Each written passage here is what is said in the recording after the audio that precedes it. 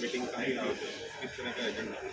देखिए, पिछले दिनों यहाँ पे 2-3 बड़े मामले हुए जिसमें विशेष तौर से बिजली का जो समझौता सरकार ने किया था उसमें तमाम घपले और घोटाले सामने आए हैं, जिसको लेकर हमारी पार्टी ने अभियान भी चलाया है और आगे भी इसको हम लोग दिखाएंगे कि किस तरह से गुजरात के लोगों को महंगी बिजली दी जा रही है। और ये हमारे लिए सबसे बड़ा मुद्दा इसलिए है कि बिजली, पानी, शिक्षा, स्वास्थ्य निःशुल्क उपलब्ध कराने का काम आम आदमी पार्टी करती है जिन राज्यों में हमारी सरकार है। ख़ास तौर से दिल्ली और पंजाब, गुजरात में हमारे 5 विधायक जीते हैं। 14% वोट जहाँ पर गुजरात की महान जनता ने हमें दिया है, उस जनादेश का हम स्वागत करते हुए उनके लिए लड़ाई लड़ने का काम करेंगे और इसलिए एक बहुत बड़ा मुद्दा है। और अपने सम्मेलन में जो पार्टी कार्यकर्ताओं का है उसमें इस विषय को हम लोग उठाएंगे। दूसरी बात, पेपर लीक का मामला जब चुनाव चल रहा था उस वक्त भी हम लोगों ने उठाया था, उसके बाद भी उससे संबंधित बहुत सारे मामले आए हैं। अभी राष्ट्रीय सुरक्षा से जो जुड़ा हुआ मसला है, आपने देखा कि अनंतनाग में किस तरह से हमारे सेना के 2 बड़े अधिकारियों को और जम्मू कश्मीर पुलिस के एक बड़े अधिकारी को आतंकवादी घटना में अपनी शहादत देनी पड़ी, अपनी जान गंवानी पड़ी।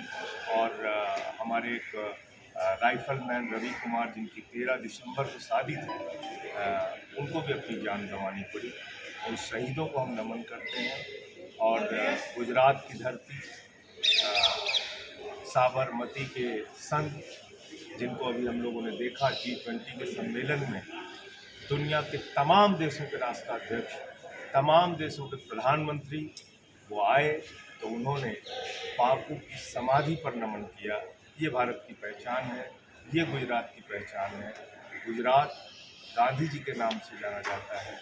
गुजरात पूरी दुनिया में अगर अपनी सहिष्णुता, अपने भाईचारे, अपने अहिंसा के संदेश से जाना जाता है, तो उस संदेश को भी हम लोगों को विस्तार देना है। इसके बारे में भी हम चर्चा करें। देश से कांग्रेस का वहाँ पे अनंतनाग के इश्यू से पाकिस्तान से बातचीत करने की बात की, क्या कितना सही है कि इस तरह से? नहीं, मैं तो कह रहा हूँ कि प्रधानमंत्री जी ने हमेशा इस बात का दावा किया है कि हम आतंकवाद का खात्मा करेंगे।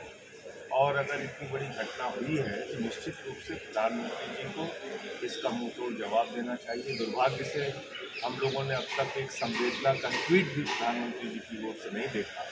हम लोगों ने ये ज़रूर देखा कि G20 का जश्न और जुलूस निकाला जा रहा है। हमने ये भी देखा कि वो मध्य प्रदेश और छत्तीसगढ़ की चुनावी रैलियों में बोल रहे हैं, लेकिन कम से कम इतनी बड़ी घटना पर प्रधानमंत्री जी को अपनी संवेदना व्यक्त करनी चाहिए और उनको निश्चित रूप से इस विषय पे पाकिस्तान को किस तरह से वो अपना जवाब देंगे इसको भी बताना चाहिए। क्योंकि जो अब तक की जानकारी आई है कि ये लश्कर-ए-तैयबा से जुड़ा हुआ एक संगठन है जिसने इस घटना को अंजाम दिया है। और ऐसे हमारे जाबाज अफसरों ने जान गंवाई है। क्या कहें, बताइए आप। कर्नल मनप्रीत सिंह जी, उनके दादा 3 भाई थे, तीनों सेना में थे, उनके पिता सेना में थे, वो खुद सेना में कर्नल के पद पर थे और अंतिम बात उन्होंने अपने परिवार से की, मिशन पे हूँ, बाद में बात करूँगा। और कल जब वो दृश्य हम लोगों ने देखा कि 6 साल का उनका बच्चा अपने पिता की अर्थी को सैल्यूट कर रहा था, तो चौथी पीढ़ी भी उनकी सेना की ओर जाएगी। देश के लिए कुर्बान होने वाले भारत में लोगों की कमी नहीं है।